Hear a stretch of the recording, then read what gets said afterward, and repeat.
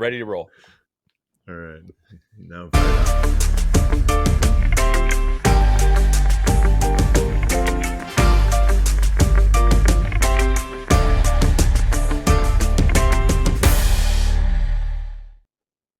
Hello, everybody, and welcome to Called Up the Prospects podcast. I'm Chris Peters of FloHockey, joined as always by my co-host and partner in crime, Cam Robinson.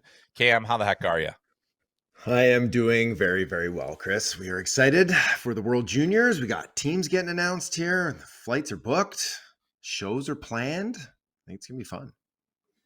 Yeah, there's a lot of things happening, and we'll get into that more as we get more details, but there is going to be a called up presence over there at the World Junior Championship. So you will want to stay tuned for that. There's also going to be a lot of FloHockey over there as well. We're going to be doing a lot of coverage. I know Elite Prospects, of course, always doing a ton of coverage of the World Junior Championship, and certainly a place where we are looking for stats all the time.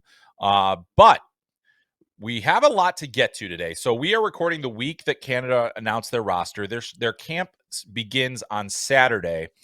So there are going to be some things that probably change by the next time we're able to record in terms of what Canada's final roster is going to look like. So we're going to try to give you as good of an idea as we have in terms of what's going to happen next.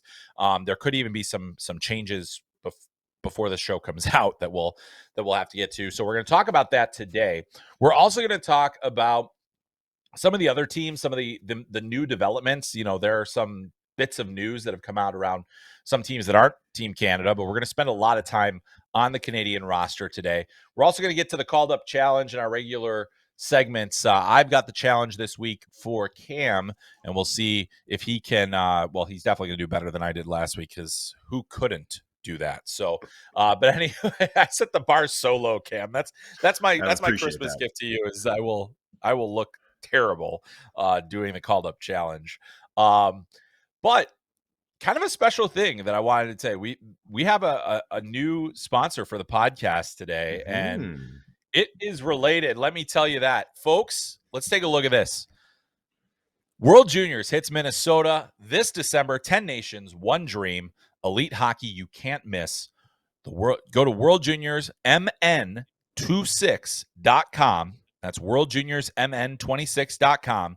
Get your tickets now. You can scan the QR code that you see on your screen right now.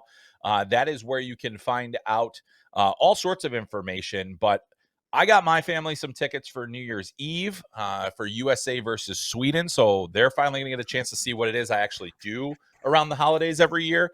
But definitely go ahead, get yourself some tickets. If you are in the area, especially in Minnesota, this is a one-of-a-kind opportunity. So make sure you get over there, get those tickets at worldjuniorsmn26.com. And certainly stay tuned for more. If you go to FloHockey.tv right now, you'll also find links to get tickets there. So lots going on. But Cam, I mean, we've been to a number of World Juniors together now. It's always a good time. And the thing I was telling somebody today, who's going to be covering their very first World Juniors, called me up and said, you know, what should I know? I said, here's the thing. There's always something crazy, something that I've never seen before happens. I mean, I think there's a number, like, let me just ask you, I put you on the spot here. What is one World Junior thing that just kind of like absolutely shocked you in the last couple of years?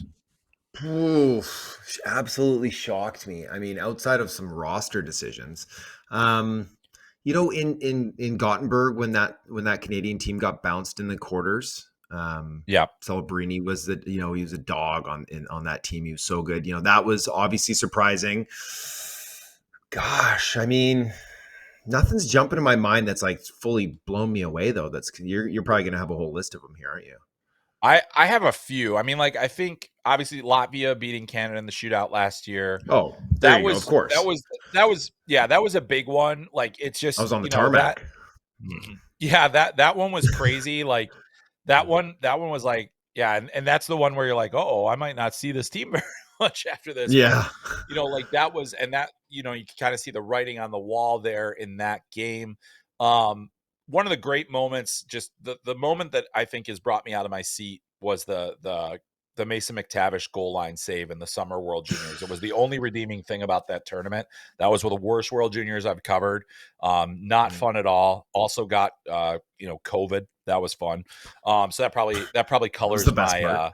my view. Yeah, that was I Mm. was in a hotel That was the room watching a highlight. lot of CFL when I wasn't watching the World Juniors. Yeah, Nice. but I think that those are the kinds of things that happen. So I gave you one bad moment for Canada, one amazing moment for Canada, just to show that I am not biased at all. All right. All right, we're going to talk about Canada's roster now. And it came out earlier this week. Number of players, they will still have some cuts to make. A number of things there. What we expected was that there would be some NHL players on that roster. Michael Misa, Zane Parekh, Harrison Brunick, all part of it. Um, Interesting kind of timing, like they're maybe still waiting. But Cam, I wanted to talk to you too, because I know that you were kind of on the reporting on this as well. You also had mentioned, Ben Kindle was part of this group, didn't end up happening, and just wanted to give you a chance to talk about that a little bit. Yeah. So I'll paint the entire picture here, and I'll just right out in front of it. And I tweeted this too, mea culpa on me. End of the day, Yeah, I'm the one who put that information out there. So I was coaching Sunday. I'm at a rink. There's no internet in there. So I come out and I go, and I'm heading to the parking lot, and I got my kids with me, and my phone is literally smoking. It's getting so many text messages. I'm getting text messages from different people gift wrapping me the Canadian selection camp roster. And I'm like, holy smokes. And the first one I see is like up on my screen is like, you're not the only one who has this information. And so naturally, it's like when you're trying to break something, it's like you want to be two things. You want to be first and you want to be right. And so I was like, I'm looking at this list and like the same similar names are across the board. Not everyone's giving me the entire roster, but they're saying names and they're all kind of lining up. And one of my main people that I trust had said Ben Kindle. And I was like, Ben Kindle? I was like, no way, Ben Kindle. And he's like, yeah, they expect that he's going to be made available. So I quickly checked with a couple other people and they're like, we didn't hear Ben Kindle. So I went back. I was like, really, Ben Kindle? And so as I set up that tweet and I'm sitting there literally in the parking lot and I got all my kids in the back being like, let's go, Dad. And I'm like, hold on, I got to do this. And I didn't put his name in it. And then I'm like, if he is in it and like I should trust this guy, he's giving me great information. He's giving me all this other information right now that is correct. I'm being told. I'm like, this will be a big story. And so against my better judgment, I put him in there. And if I had taken more time, I could have reached out to more people, maybe someone in the Penguins organization or with Hockey Canada and been like, hey, is this right? And I could have confirmed it. But that ticking clock being like, you want to get it out and you want to be right. And I took a chance and it was a mistake. And, immediately I got a phone call from someone being like, hey, like all your information is really solid, but not Ben Kindle.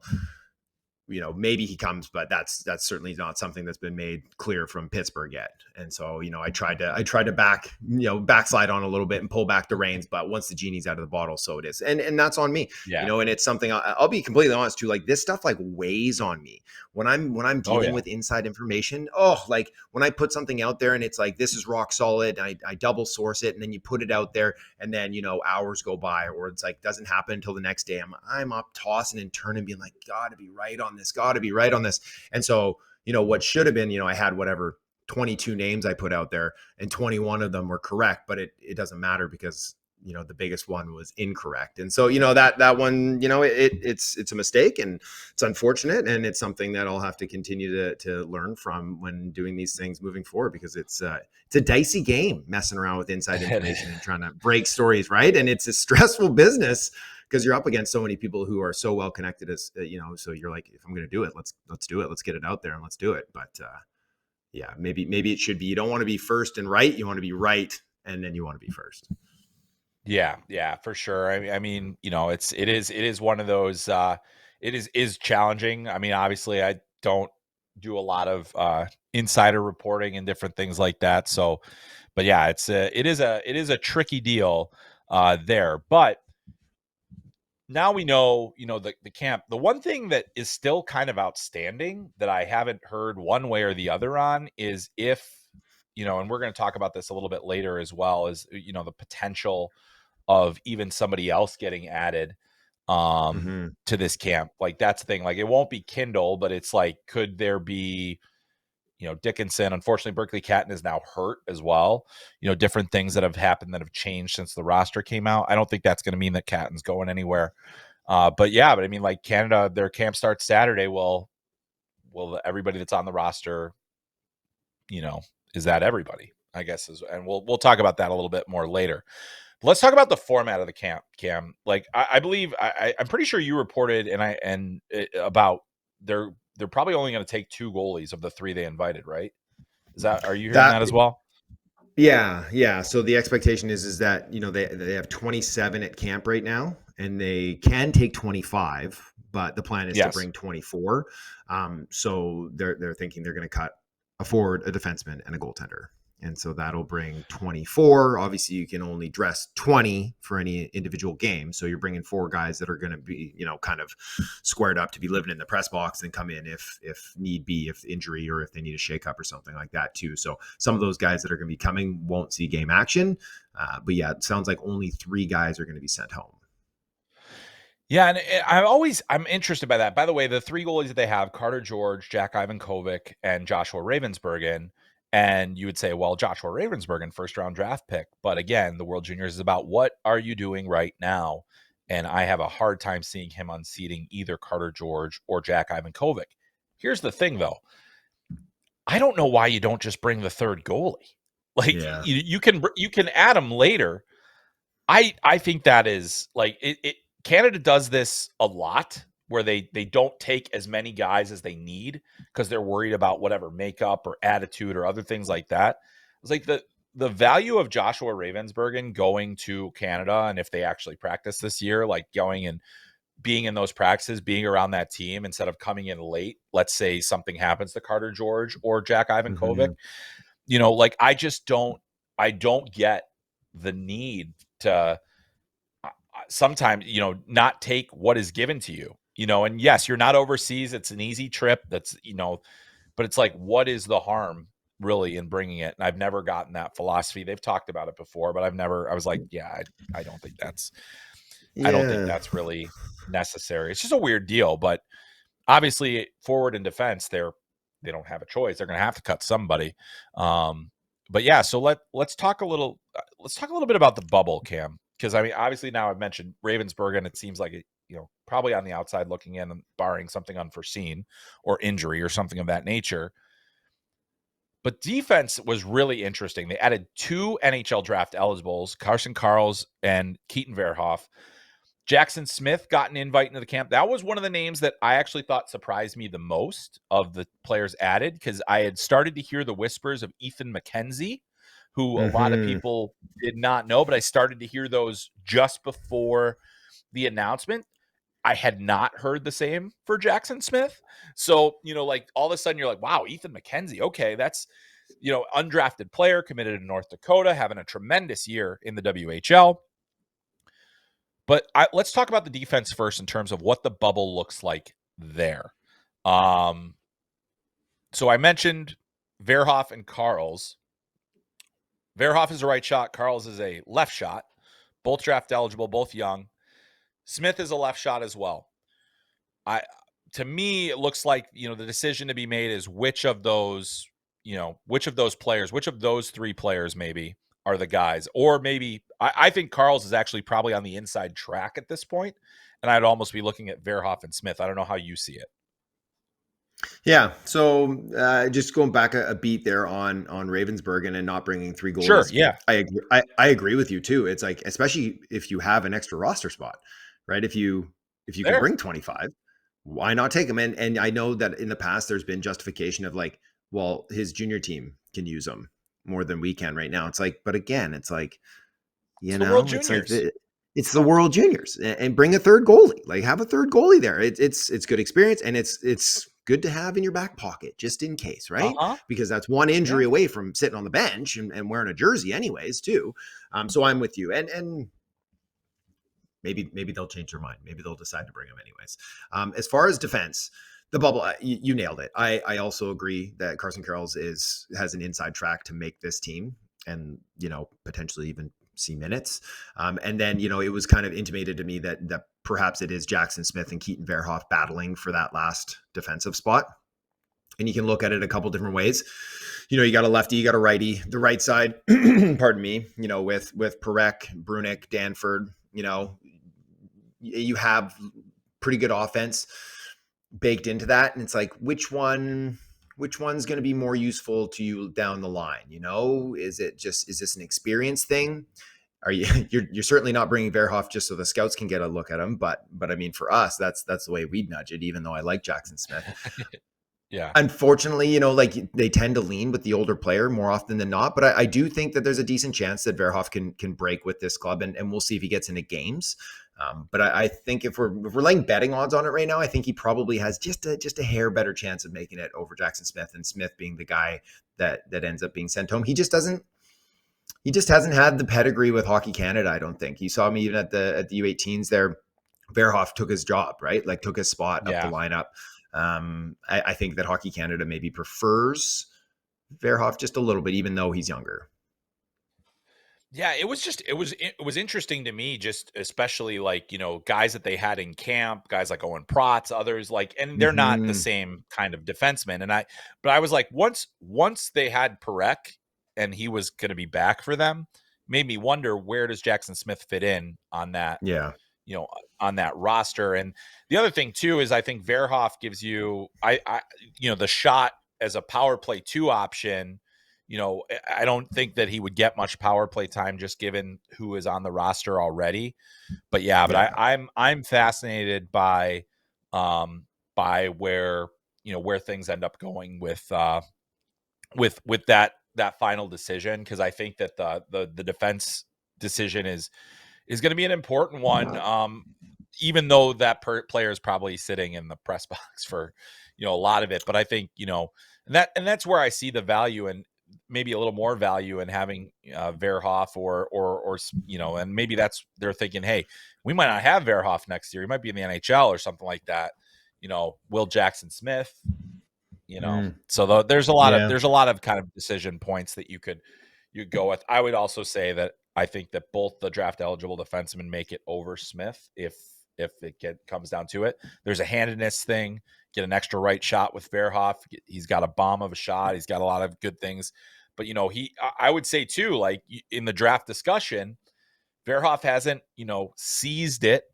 Seized them. So there are definitely some people that think that he has the upside to be a top pick this year, but he hasn't necessarily seized it so much. And I think the last couple of weeks of hockey, actually, he got a little bit exposed in some of his games of kind of where his game is at right now. So I do think that he's got to be in a battle, and he's got to have a strong camp to make it over a more experienced player. Any more on the D? Anything else, or should we go to the forwards? Just the thought process. I had a discussion with Yeah, someone who was saying that they would say, they were saying they'd keep Verhoff over Carols, and I was just saying, I was like, like on this team, Verhoff's, for my money, has the better weapon offensively with that shot than over, Carson yeah, Carols is a good offensive player too. he But you is. look at that lineup, it's like, yeah, Parek's getting the top PP duties. And then behind him, you still got Cash, who also has a big shot and scores a ton of Yes, goals, right? You got Harrison yes, Brunick, who could probably play on your second power play as well if you want. You've got Cameron Reed, who's an offensive player as well. But, I give the edge to Carols as the defensive player. So it's like, yes, what do you want? What do you want to have in your back pocket? Because last year we saw when Schaefer went down, they didn't have an offensive guy in their back pocket, and that was a big mistake, right? You can't manufacture offense, but I'd say that this defense core is maybe a little more offensive than defensive in its top six, yes. and so that's why I would lean Carols as well, and I think that that's what Hockey Canada is looking at too. Yeah, I think so too. And and then you have I think Mackenzie has a real chance to play a pretty regular role as well. It sounds Yeah. like they're very high on him and what he's brought this season. So good on him for making it there. Um, let's talk forwards. And this is a Mm. real intriguing bubble here. Um, you know, I'll cede the floor to you on this. Who do you think? Who are the forwards that you think still are kind of got to prove themselves in camp a little bit here? Yeah. It's excuse me, Braden Coots, Caleb Desnoyers, and Carter Bear. And I think when you look up and down that roster, that's not shocking information. right? It's you've got a bunch of returnees, you've got a bunch of 19-year-olds that are on this team that are, you can see the roles that they're going to play. Someone did say to me, Jake O'Brien was another one that Yeah. wasn't Yeah. wasn't a slam dunk. And again, we talked, either it was last week or the week before, where I was just like, if you cut Jake O'Brien as he's leading the CHL in points, so dynamic, creates offense for you. You have Cole Baudouin, you've got Jet Luchenko, you've got Sam O'Reilly, you've got guys who can play defense on this team. You need guys who can score. I know you got Michael Misa, you got Gavin McKenna, you got Porter Martone, but give me Jake O'Brien on that roster. I'm gonna be thumping the table. That guy shouldn't be a bubble guy. But for me, it's Carter Bear, it's Braden Coots, and it's Caleb Desnoyers. And Desnoyers obviously coming off the injury, Carter Bear coming off an injury too. And then, I think Coots is just kind of that Swiss Army knife. He doesn't bring one skill that you're like, we need that on this team, but he brings everything. And so for me, that's like the perfect guy to have, as your 13 or 14th forward, that you can bring him into the lineup. He's captain Canada last year at the U18s, put up a ton of points. He's a leader. He's a two-way guy. He can win faceoffs. He can play the wing if you need him. He dish it, score it, whatever you need. And he's going to sit in that press box and just be a happy camper waiting for his chance, not, sitting there, feeling like, oh, woe is me, and not having the energy you want from that type of role. So I would give the edge to Coots among those three. But I mean, Caleb Desnoyers, highest drafted player of them as well, arguably the most talented one too. So he's probably got a good look, which means it's Carter Bear that's probably going to have a little bit of an uphill battle here.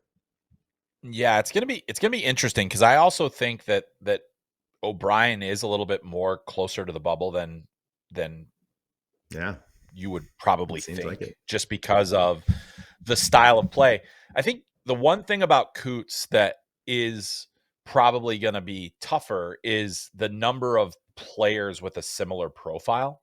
I think that, because you mentioned some of those guys, O'Reilly can be hard to play against. You've got, you've got Brady Martin, of course, Jet Luchenko, Cole Baudouin, and not that Coots can't produce, because he can, but it's just like, where is that? And with Carter Bear, you get jammed too.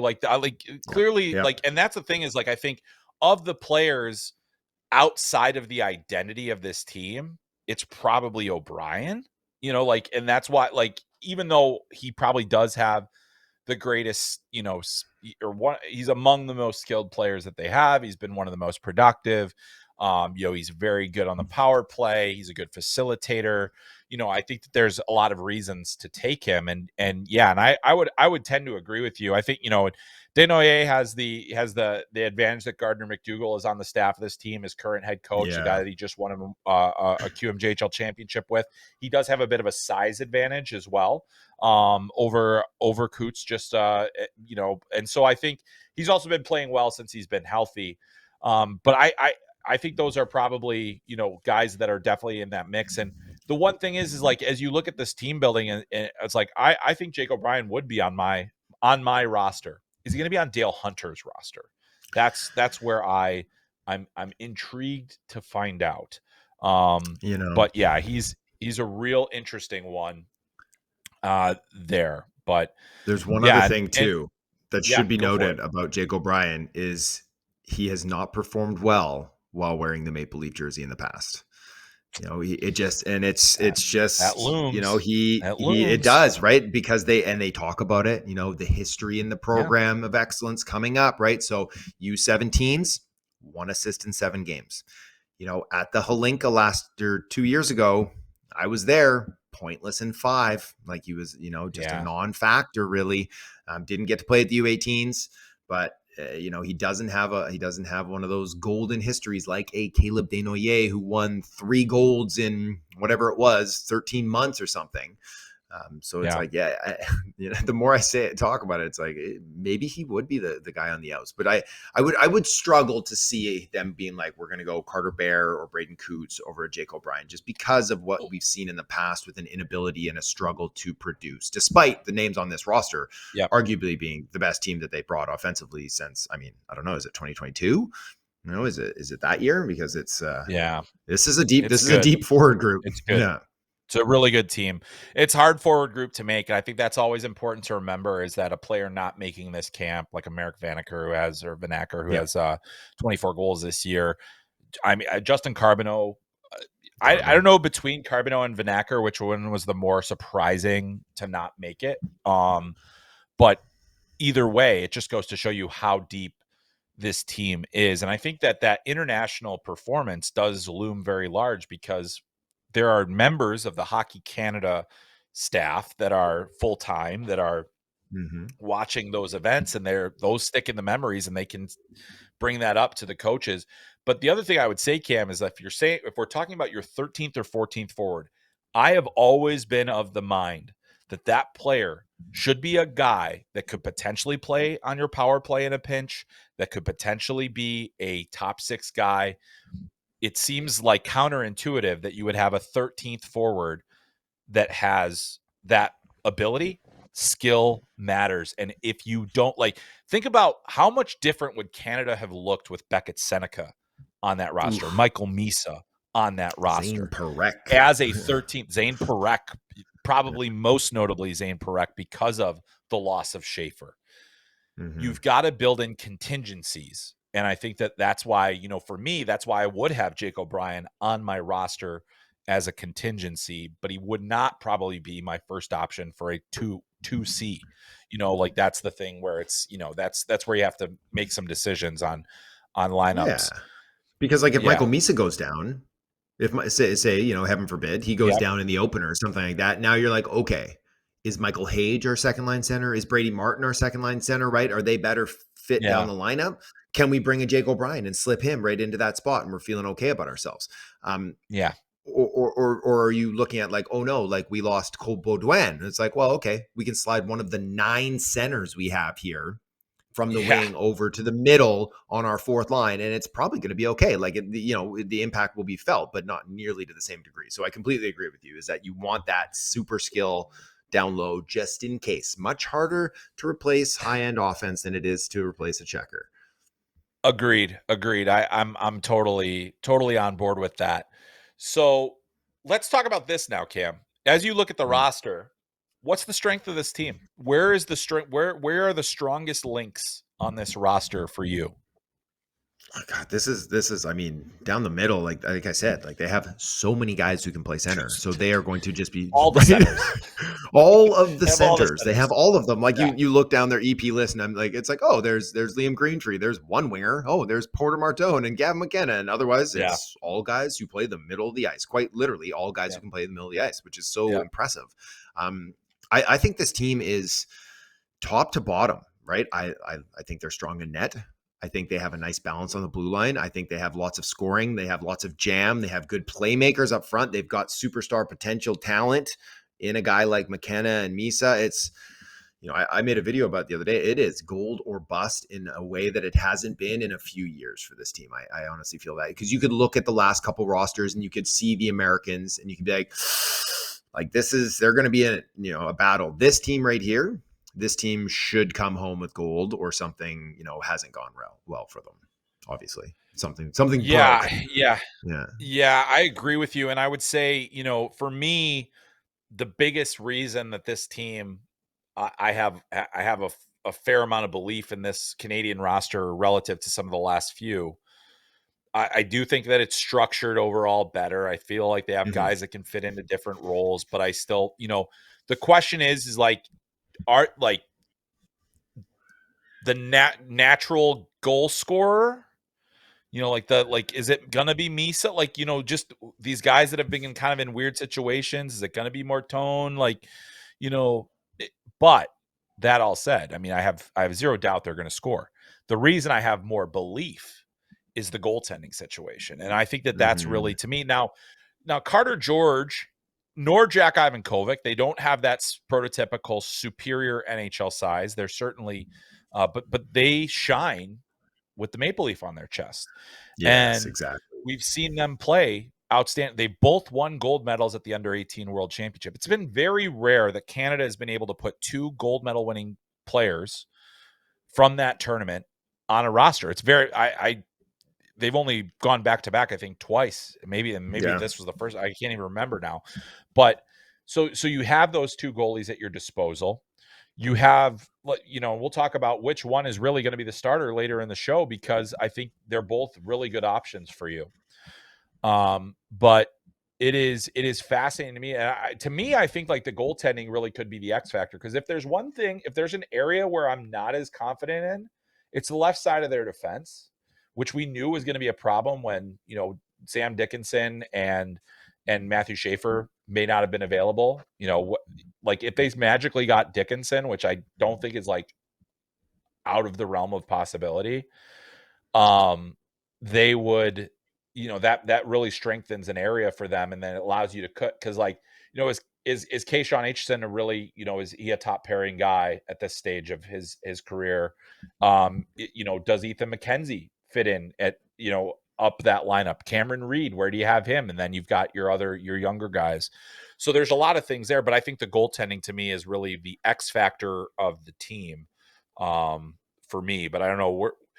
So I'll let me throw that back at you. Do you have an X factor for Canada? Maybe the thing that kind of puts them over the top, because I do think like their goaltending tandem is a big plus for me. Yeah, and that one jumps out to me too. And like you said, the ability to step up while wearing the maple leaf, and both Georgia and Ivan Kovic have done that, which is why it's so obvious that Josh Ravensbergen, who has very little or no history with Hockey Canada for some reason, is clearly the one on the outside looking in on this one too. I'm going to be fascinated to see how they handle them if they rotate them early and go with the hot hand.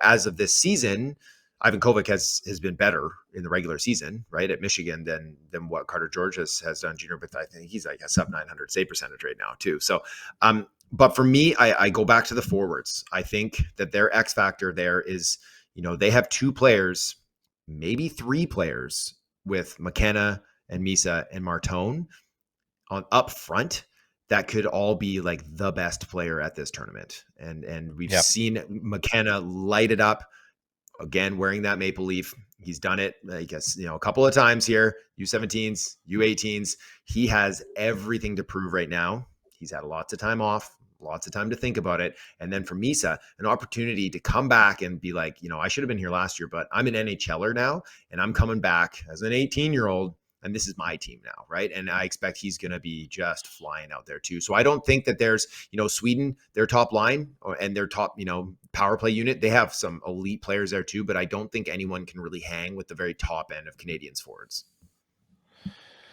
Yeah. I mean, like, yeah, that's going to be if Misa, Martone, McKenna is a line, pretty tough for anybody. Pretty tough for anybody to stop. Pretty tough. I mean, I do think that Sweden is going to have a chance to have one of the best lines there too. But sure. like it's going to be pretty incredible to see that group and everything there. And let's stick with that NHL draft angle, because we talk about McKenna, Verhoff and Karls. We'll see if they make it, or what role they ultimately will play. There's gonna be a lot of draft eligibles in this tournament for lots of different countries. Yes, exactly. I mean, you've got Chase Reed on USA, you've probably got Savanto and Pipparainen on Finland, you've got Stenberg on Sweden and Bjork on Sweden, you've got hopefully Smits for Latvia, like all these different teams. But on the draft, just talking quickly about the draft element of the World Juniors, Gavin McKenna specifically. Mm-hmm. How critical does this feel at this stage? You start looking at the public lists, and I know it's happening on the internal lists. He's trickling down. He's trickling down a little bit. Some places haven't. Some places have. A lot of discussion, a lot of debate. This is a flashpoint moment in his draft season, is it not? Absolutely. And he's got to put the earplugs in, and he's got to quiet that noise. He's not going to be able to shut it out completely unless he really rips it up. But he's got to stuff those earplugs in. He's got to quiet the noise. He's got to get back to what's made him an effective player. Not to say he hasn't been an effective player at Penn. Maybe not effective. He has efficient. He hasn't been efficient at Penn, but he has been effective. He's still putting up generating points. He's getting pretty unlucky at 5-on-5. His quality of teammates is substantially lower than it was last year. There's all these mitigating factors, but now that's all in the wash, right? If it is Misa, Martone, and McKenna running together at 5-on-5, playing together on that top power play with a Zane Parekh, with a big body at the net front. Maybe it's Brady Martin or something like that. Like that is, you have all the tools at your disposal in your orbit, and you need to make good use of them. And so I think that my expectation is he's going to come out flying.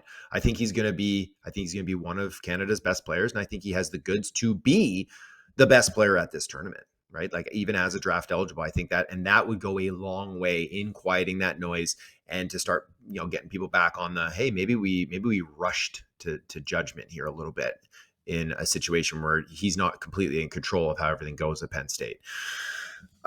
I wonder if people are going to eat some crow in January after he has a big tournament. But at the same time, there's a guy like Ivar Stenberg who's going to be hanging out in Sweden, who doesn't have that noise, but has like kind of a groundswell of support that's kind of lifting him up into this spotlight too. And he's going to have an opportunity to do something similar and really start to plant his flag like, hey, I'm a legit contender for number one here too.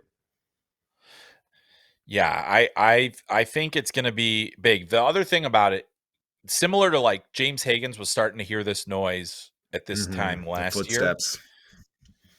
And one of the big knocks was, didn't really come to life in the bigger games. And then he scored a goal in the gold medal game. That was a big moment for him. And other things like that didn't ultimately quiet the noise. But that is the other thing, is that Canada's going to, like, I have no doubt Gavin McKenna is going to point up. I think he's going to get his cookies. He's going to do all that thing, all that stuff. He is going to need to show it. And I said this on another podcast. I want to say it again here, because the eye test is going to matter as much as the points do, because everyone knows he can produce. Everyone knows he's an elite skill player. It's going to come down to how much does he contribute to the Canadian, if they win gold, how much did he contribute to it? How much did he contribute in the toughest games against the toughest opponents, the most meaningful moments? And how did that work ethic show up, and that grind? Was there anything there from that side to allow him the platform to be the better player? That's what's going to help quiet the noise as much as the points will. And that's the thing, is like, I would caution anyone who watches that tournament and says, wow, he had a ton of points, it must be the argument's dead. Well, not necessarily, because if all those points came against, Denmark, that wouldn't be ideal. I really think that it's going to be a fascinating discussion. I don't think that Karls or Verhoff will play a large enough role to really significantly impact their draft stock.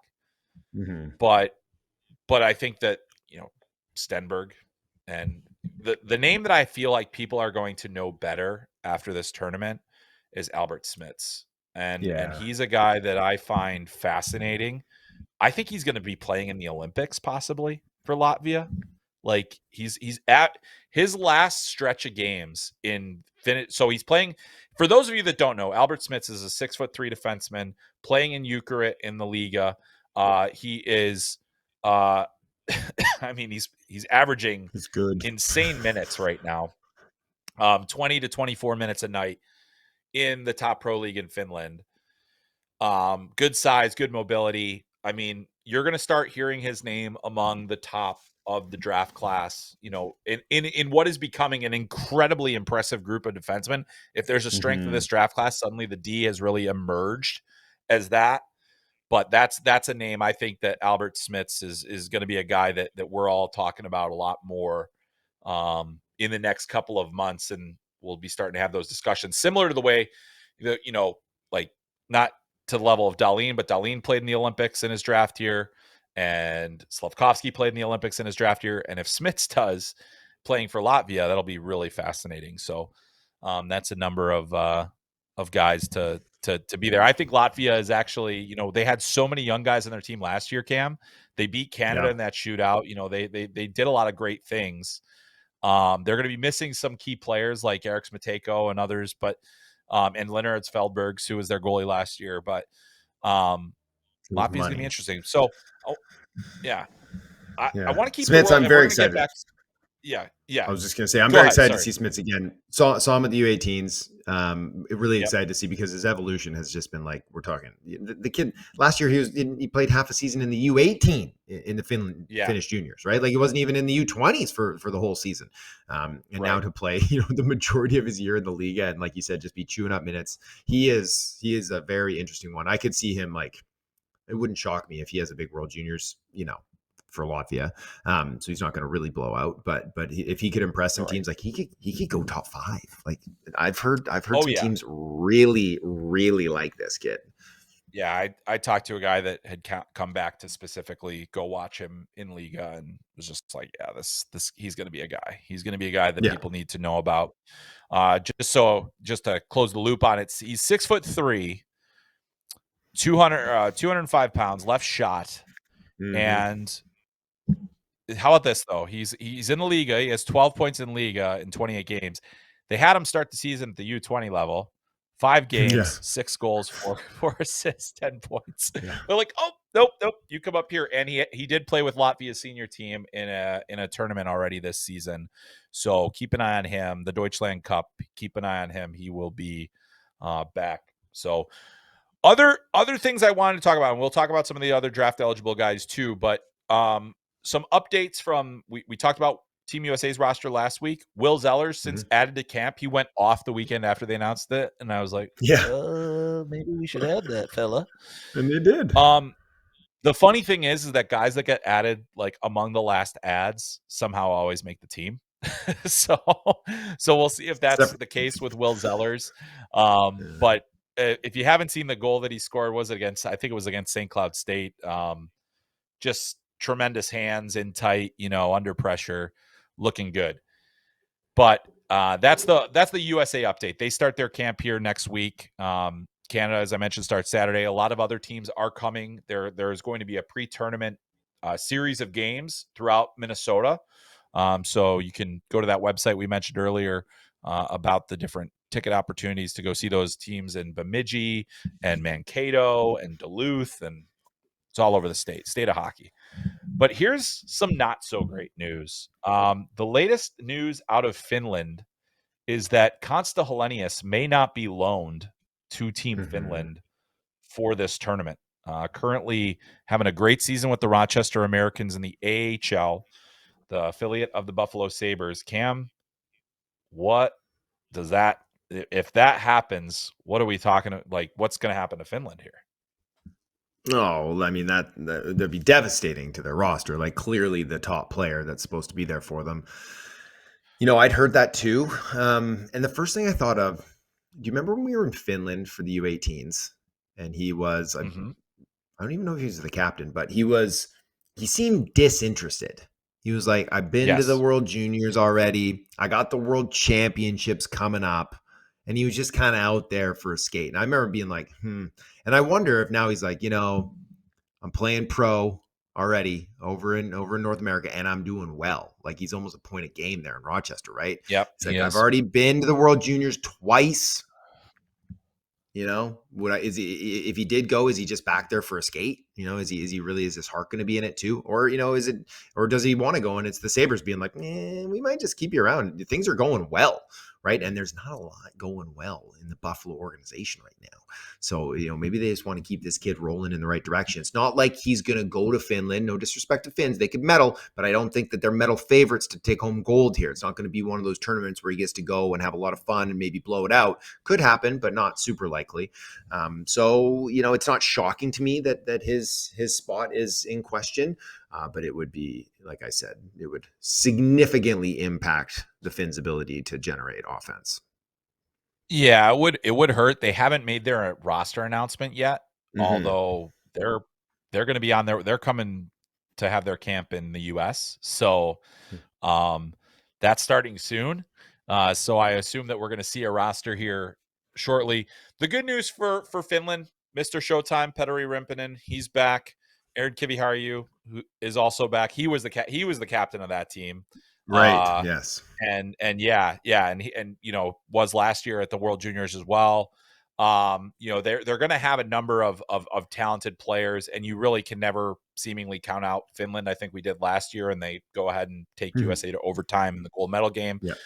And you just wonder too, and you're exactly right. I remember that Consta Hellenius had an outward attitude, very disinterested in that tournament. And yes, this would be his third World Juniors. He had 6 assists last season. He had 2 points the year before. And it's really interesting, though. It's really interesting to me. He's never won a gold medal internationally. Where does that rank on your to-do list? Mhm. But Mhm. also, I think if you're Consta Hellenius, you're saying, I'm pretty close to the NHL right now. Exactly. Do I disrupt this momentum, come Mhm. back, have to get back into it?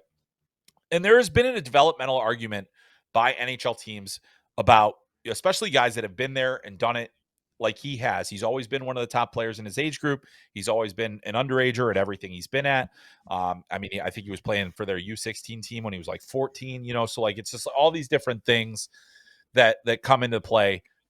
Selfishly, I want to see all the best players there that are available to be there. But it's really up to the team who holds his contractual rights to make the decision, and they're not obligated to send him. And if he doesn't want to go, then even more reason not to. So Mhm. that'll be intriguing to follow. But that's a tough bounce there for them. Um, Sweden announced their camp. I think it was maybe 1 or 2 players heavy in terms of what they have to get down to. As expected, loaded Stenberg, Frundell, Eklund. There are guys that may not be as popular, like Leo Salin Wallenius and Jack Berglund, and other guys that you may not like be like the top prospects, but are going to be very important players for them.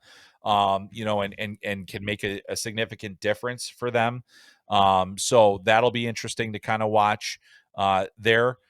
One other thing, some more bad news on the roster front, Cam. Jacob Malota Mm. from Team Czechia, probably going to be their Yeah. starter, not going to be healthy in time for the tournament and will not play at the Mhm. World Juniors. So that is a big blow for a team that I think has an absolute reason to believe that they can compete. I mean, they eliminated Canada 2 years in a row, and while they will have a different roster, especially in net, because they won't have Michael Harabel anymore, they will they have a team that I think can really compete in this tournament, don't you think? Oh yeah, for sure. But that is a big loss for them, losing Melota, and Yeah, he's been out for a while. But boy, did he look good before that injury, right? Like he was going to be their backbone.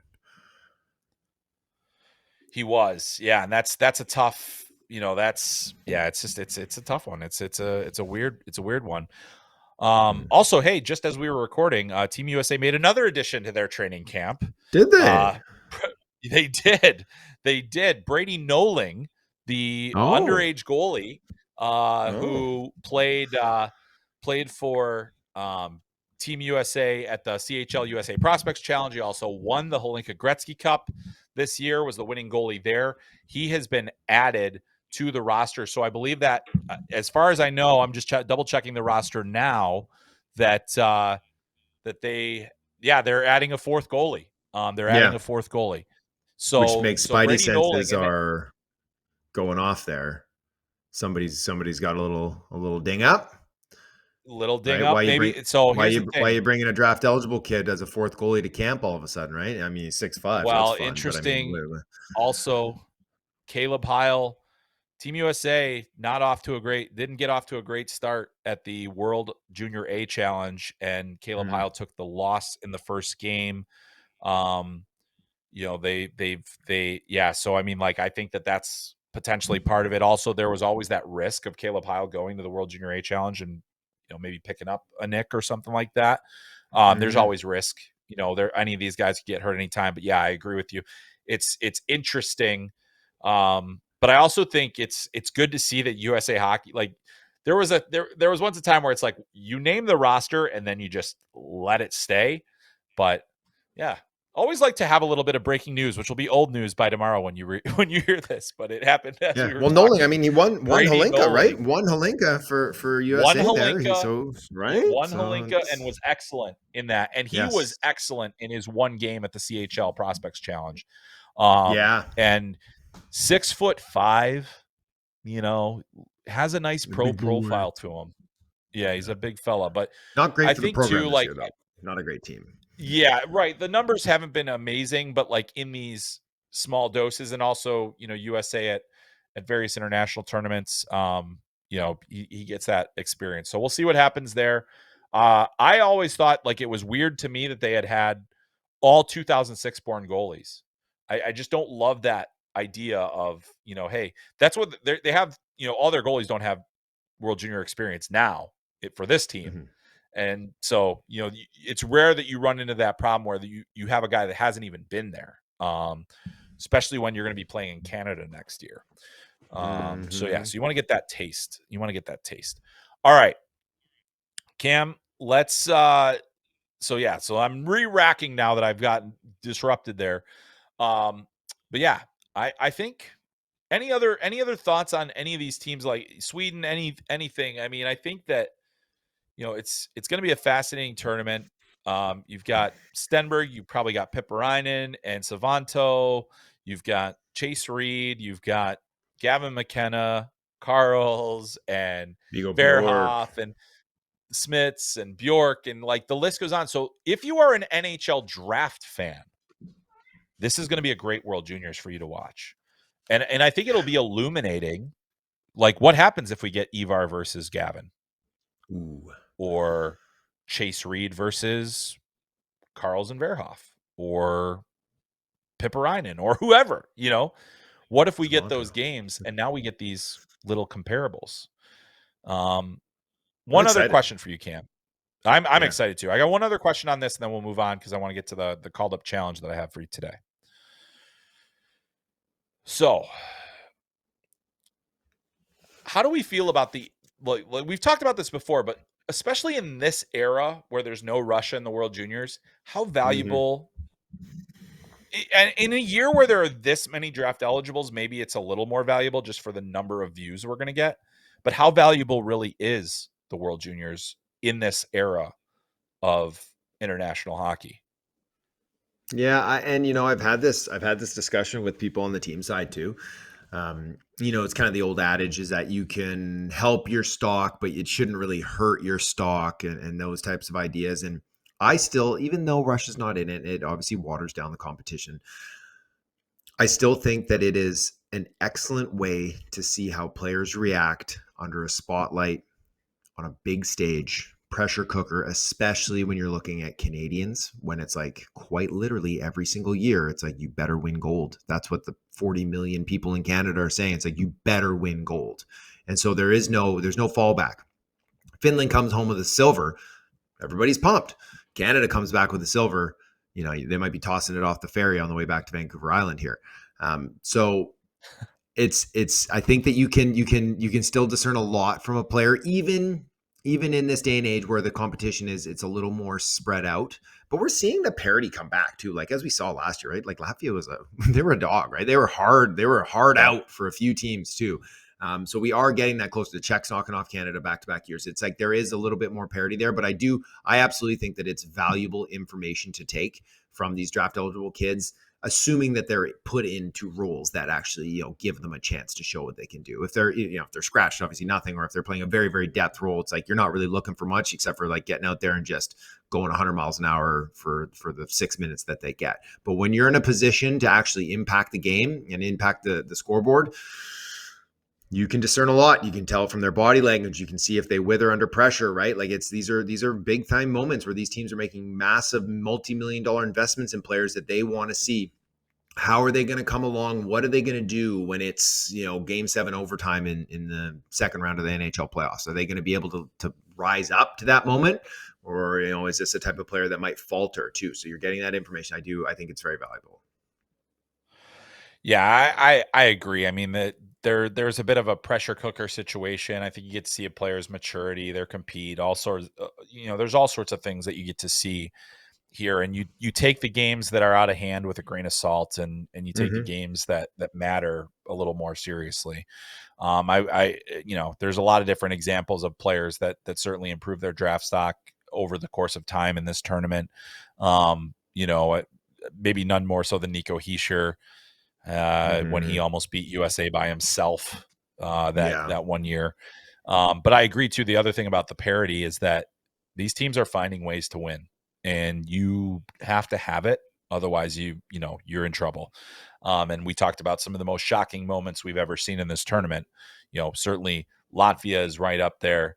Beating Canada last year, but I think about times where Slovakia didn't have nearly the pedigree of a U.S. team and bounce them or beat them. And there's been a lot of those cases, and we see Finland win it, and just the one thing that we don't really see very much is Sweden win it, which is we'll see if that changes this year. But they're a real Yeah. threat. They're probably the most credible threat to Canada at this point, but we'll see. All right, Cam, it's time to bring back the called up challenge. And after I really mucked it up last week, I think we need to let you get us back on track. So we're keeping it World Juniors related here. Okay. We're gonna go with single tournament numbers. I'm gonna ask you. So Okay. this is the top 5. So I'm gonna ask you for the top 5 scorers in a single tournament that were under 18 years old. So Oh shoot. U18s at the World Junior Championship, most Mhm. points 1 to 5. What do you got? Gosh, see, I thought you were going to tee me up for just the top 5, and I was like, here we go, Peter Forsberg, Marcus Yeah, Naslund. I could have yeah. done right down the list, right down the Yep. list. Okay, so Bedard's got to be on there, right? Number 1, 23 Thank you, points in thank you. Halifax. Number 1. Yes, Yep. yes, that was legendary. Okay, under 18, Eric Lindros. Eric Lindros is number 4. Number 4. Actually technically tied for Woo-hoo. third in a 3-way tie for third, but yes. Eric Lindros Okay, 4. okay, Wayner. He is number 3, also tied Hey, with I am 17 cooking. points. I am He was cooking out here. 16 at the time. Okay, so now I'm trying to think. Bure? Pavel? No, Pavel Bure is 8th, so you're close. He is 3 Okay. points shy of Okay. yeah. Okay. Yep. And I Um, did give you this hint offline too, is that the all of these players played in played in the NHL. The rest, you got the one current guy on the list. The rest are former okay, NHL players, but they're now one is a former. recently former. Oh One is a no. Okay, recently that's former NHL player, and he did not retire. I don't know. No, that's not good for me. I I'm going to give can't you even. Finland as the country. Finland is the country for this player that comes in at number 5 on our list. Finland's the country, and he recently left the NHL but did not retire. So he went back home, and now he's playing back Mm-hmm. home. Oh Mm-hmm. no. Oh no. I can feel it. I can almost see his face. I got nothing. You can. His face, he often made very funny faces in pictures, not on purpose. Maybe I'm not thinking of the same guy. I feel like it's like a third line center, like in the NHL or something. Like, was he? I got He's I a got I former got nothing on this. former top 5 pick. Oh boy, and he went back home to Finland. At one point was the pride of Finland, and then suddenly Pierre-Luc Dubois went ahead of him, and everyone's like, "What the heck?" Oh, Mr. Puljujarvi? Gosh, Yes, I was thinking Jesse of an old. Puljujärvi had 17 points in 7 Oh games man, as a 17-year-old for Finland. All that right, was we're nasty. missing one more, and this is a legend. He's a Number 2 legend. is a legend of the NHL. Okay, a legend of the NHL. Played as an underage, tore it up. I mean,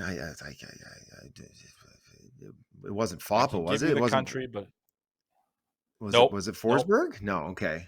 it was Okay. not And Forsberg. it was probably. Was it? Was it Yarmir? It was Jaromir Jagr. All We right. got All there, right. baby. All We right. got All there. right. Jaromir All Jagr. right. So here's the top 5. Connor Bedard, 23 points. Number 2, Jagr, 18 points. Number 3, Gretzky, Hmm. 17. Lindros, 17. Puljujärvi, 17. Other familiar names on that top list there: Pavel Bure at 8, Patrick Laine Mm, at 9, Joachim Kemmel hmm.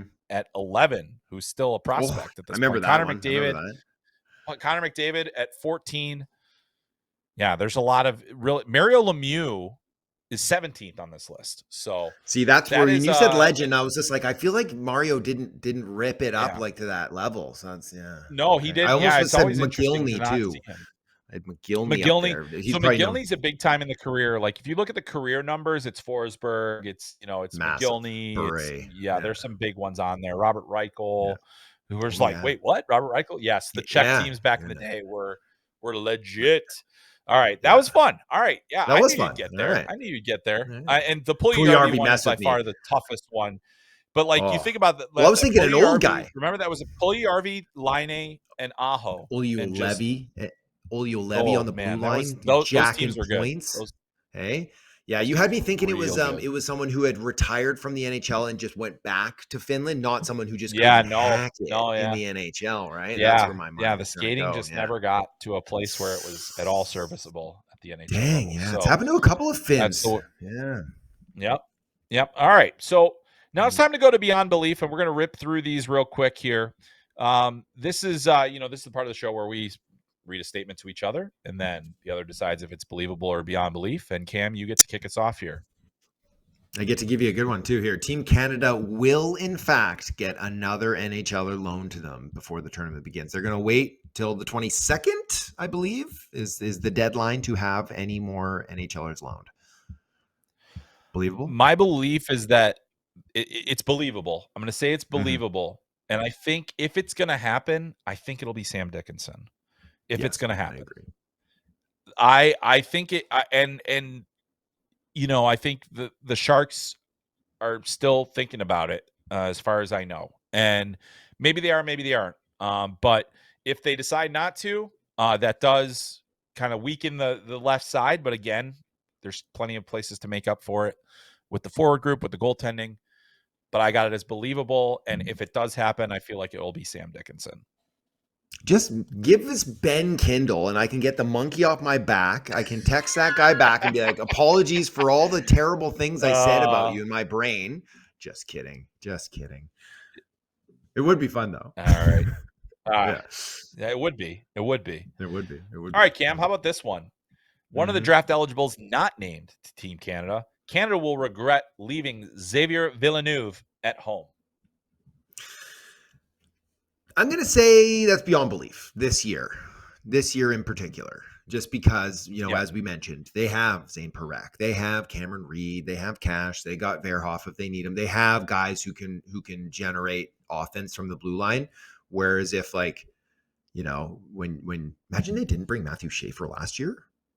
They just didn't bring him or Parekh, and then they just had no offensive guys. But this year, I think that they have a nice long list of guys who can step into that role, and they'll be okay if they did lose a guy like Parekh or if he wasn't able to go. So I don't think they will, but I was just a little disappointed that he didn't get a chance because such a unique skill set and he's so much fun. But you have to imagine he's going to play on that team next year. We'll see if he's the PP1 guy, but I mean, you don't bring him to do much else, right? You put him out there to dance. Yeah, I mean, like that's the thing. If you're going to bring him, you're bringing him as probably your seventh D with a second power play opportunity. Cale Makar once was a power play only player for Canada. Crazy. I think that you can potentially do that. But in the end, like you talked about, who beat him out? Carson Karls, who is a more well-rounded, defensively responsible, bigger, more physical, more mature player at this point. And if you look at how they were utilized the under 18 worlds last year, that's how it was last year as well in terms of ice time and things like that. So I'm with you on that one. I think it's beyond belief. Okay. Sweden will have the best power play of the tournament. And we can run down those names, right? We got Anton Frundell, we got Ivar Stenberg, Victor Eklund, Viggo Bjork, and then is it Boumedienne on the blue line? Probably Boumedienne on the blue line. I think they'll also have Solon Wallenius probably on PP2. Mm-hmm. I do think I really like this. Here's the other thing about Sweden, and the advantage that they have is that as an age group, this group has played together a lot. They've had a lot of different times, maybe as under 18s, at the World Junior Summer Showcase, at all these different things that they've been to. They have guys that kind of fit various roles. They have players that can score. They have great facilitators all over the ice. They like to enter the zone with the speed too, and I like that they can potentially beat some teams with their feet. A Mhm. couple of those guys can and will and get behind them. But then I also think once they set it up, they have very responsible guys. Boumediene has a bomb from the point if he ever gets it off. I want to see him shoot more, honestly. And then you've also got, guys like Frundell, who they're going to be looking to all the time. Elite shot, really, Oof. really, really special in that department. So I'm saying to me, that's believable. I think that they're going to be the best power play. And that's considering, like, I think that Canada's is going to be special. But I think Sweden is going to really light it up on the man advantage this year. Yeah, I also think it's believable. We'll see if it comes to fruition. And I think Canada and Sweden obviously have the two horses to do this. But like you said, that Frundell shot, like I mentioned this when I came back from Sweden, like being on the ice with him as he's shooting the puck, like it sounds like a cannon goes off when it misses the net and Elite hits the tool. boards. Like I just don't understand. Like even Eklund was saying, he's like, I wish I knew. I wish I knew how to shoot it like him. Like it's just you just have it, and he has got it. And so like, he's got 10 in the SHL already this year, and his minutes have been up and down. And like he's among the goal leaders among like U25 guys in the SHL. Like, and that's with limited minutes. So I Yeah. expect he's gonna come and they're gonna be feeding him right at the top of that circle or off a little bit off to the side, the dot, and he's just gonna be hammering one timers, snapping them. Like it's gonna be, he could put up some big goal totals this year. He can. What's funny is how you talked about how Eklund talks about him, like his age group talks about him like he is a demigod. It's Totally. amazing to see it, how it's all worked out for him. Or how they talk about him, because He's it revered. reminds me of like when the Blackhawks were talking about Marian Hossa. Like they're like, Mm, he's perfect. He's perfect in every way, like, yeah. talking about Bruins, talking about Patrice Bergeron and all that stuff. So I think that's a real interesting one to go to. All right, I'm going to close it out for us here. Michael Misa, by being added to Canada, he instantly becomes the favorite to win the tournament MVP. I mean, other than not having the experience of being there before, where you could be like, look at, he put up 8 points last year in the event, right? Like, other than that, there's really nothing else missing, right? Like, led the CHL in points last year, is coming back from the NHL, a second overall pick. Like, he has the elite offensive tools, and then he's going to have elite offensive guys around him. I mean, yeah, that's believable. I think that's believable. Will he have competition? Yeah, on his own line. Oh yeah. And like some of those guys we just talked about in Sweden, there's going to be guys that are going to be able to compete with him. But I do think, like, I wonder if there is some betting odds out there. We should have taken a look, but I probably have him at the top of the list. Yeah, he's got to be in there. I think, having the NHL experience. I think it's actually, what's been interesting is that we've actually had a number of guys come back from the NHL and just be okay at this Yeah, tournament. Like that's I the know. weird thing, is that we've seen it happen. Like I go back to like the lockout year, like RNH and I think Matthew, one of the Dylan Strom, I don't know, a Strom, It's strong. like That'd had be been in the Ryan. NHL. They Yeah, came back and they were like, yeah, and they were just like, they were fine. Like yeah. it's always interesting. But it just goes to show you that the quality of these players at the World Junior level, the pace of play, the way the game is played, it's a lot different for these players. So Mm-hmm. plenty there. All right. Well, we kind of talked about this already, but we haven't really made a decision on it. When I had Liz Child guest host with me, we talked about this, but I now need to get your opinion on it, because we've seen Okay. Ravensburgen added. But let's talk about the goalies. Both you and I believe firmly that it'll be Carter George and Jack Ivankovic that are the two goalies for Team Canada. Who's starting game one for you? I think it's Carter George who will start game one. That's what I think. I think that they'll go with the 19-year-old to start. Mm-hmm. But which, so I was gonna say is that if it's me, I kind of want to have Ivan Kovic in net. I kind of want Ivan Kovic to be my guy. He's such a superstar when he's wearing that Team Canada jersey. And then, historically hasn't been a superstar when he's not wearing it, but he is this year, right? Like, is he now just a stud? Is he now just a 5'11", 6 foot tall stud? Right? Like, where Carter George hasn't been that great. He's been fine this year. He's been fine, but he hasn't been elite. Where Ivan Kovic has, he's the top, he's the number one goalie of the best team in the nation as a freshman. And he's got all this glory with Canada in the past. It's like, it's probably the right guy. Yeah, I got a lot of time. For both of them. Yeah. I tend to agree with you. Like, here's the thing about Ivan Kovic too, is I think that the collegiate game more closely mimics the World Juniors and the pace that he's been playing at.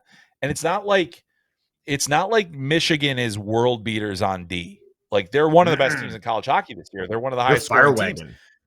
Yeah. And he is a big, big, big reason they are where they are right now. He's made 20 appearances so far, 927 save percentage, 3 shutouts so far this season, 16-4 for the number one team in the land. I mean, like, and they're not a number one team without him in net. I'm telling you right now, they would not have the success that they're having. So while I also agree, I think it's going to be Carter George in game 1. I really like in case of emergency, break glass, Jack Ivan Kovic. How about, no, we've got a 1A, we've got a 1B, and we're going to let this play out. We're going to take every exhibition game. We're going to take every moment of the tournament, and we're going to let this play out. Mm-hmm. I hope that's what they do. We've got a lot, and that's probably it. And you know what? Yeah. And if they do that, great. May the best man win. Yeah. They have a problem that a lot of other teams do not have, which is they wish they did. Some teams have that same problem. Who's going to start? But it's more like, do we have to do it this way? Like, who's really, do we have anybody to start? Yeah. So it's gonna be good. But man, this really is the best time, man. This is the best time of year. It's so fun to talk about. It's so, it's such a good time. We got the Christmas vibes going. We got the World Junior vibes going. It's all coming up gravy right now. But Cam, tell us what's coming up on Elite Prospects as we get ever closer to the World Juniors here. Yeah, so obviously our Meet the Team series is kicking off next week. I'm going to be releasing, I think I'm kicking off our World Junior coverage next week with the most exciting players to watch at the World Juniors. And we just talked about a whole heck of a lot of them. So that's gonna, I should just grab the transcript from this and just plug it into the doc, because I think we did a good job of explaining several of them. So, wall-to-wall coverage. This is our time, World Juniors. We're going to have, I believe 3 of us are going to be there. We'll have Sean Shapiro and we'll have Whitaker there, one of our new US-based scouts. He's a Minnesota guy, and myself, and we'll be doing lots of content, lots of features, scouting reports, all that good stuff, video. It's going to be a lot of fun. Yeah, well, we'll certainly have a lot more to talk about there, and looking forward to all of your coverage. And certainly on FloHockey, we're going to have a lot of analysis, news, updates, all kinds of stuff from the World Juniors on the ground, doing a lot of different things here. Obviously, camps are about to get underway, so we'll tee those up here, but a lot to come. And then I gotta go coach some youth hockey in St. Louis this weekend. So I'm gonna try and squeeze a little bit of that in. Looking forward to heading down to St. Louis for a nice tournament. I gotta dodge some snow first before I do that. But a lot of things coming up, and also want to give a huge thank you to our sponsors today, and certainly the World Junior Championship. Make sure, if you haven't yet, you get those tickets. WorldJuniorsMN26.com. Make sure you get those tickets now. It is it really only comes to the U.S. about every 7 or so years. So you're going to be waiting for a while if you don't get your tickets now. So make sure you head out to St. Paul and Minneapolis. Great opportunities there for you to see Team USA, Team Canada, and the Stars of Tomorrow. But that is going to do it for this week's episode of Called Up, the Prospects Podcast. For my pal Cam Robinson, I'm Chris Peters. We'll see you next time.